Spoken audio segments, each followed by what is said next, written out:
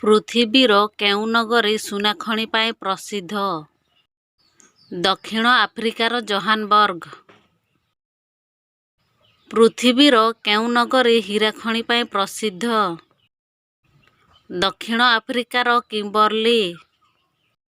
ଭାରତର କେଉଁଠାରେ ସୁନା ଖଣି ଅଛି?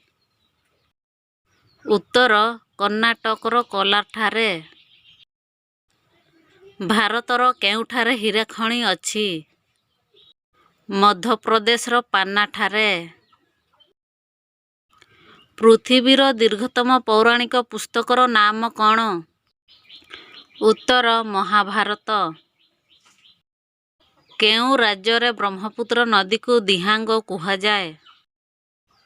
ଉତ୍ତର ଅରୁଣାଚଳ ପ୍ରଦେଶ। କେଉଁ ନଦୀ କୂଳରେ କଳିଙ୍ଗ ଯୁଦ୍ଧ ହୋଇଥିଲା?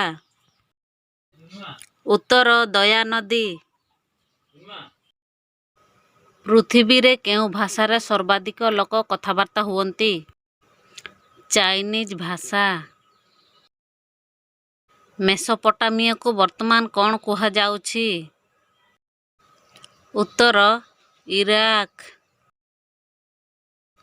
ଅଲିମ୍ପିକ୍ କ୍ରୀଡ଼ା ଆୟୋଜନ କରିଥିବା ପ୍ରଥମ ଏସୀୟ ଦେଶ କିଏ? ଉତ୍ତର ଜାପାନ।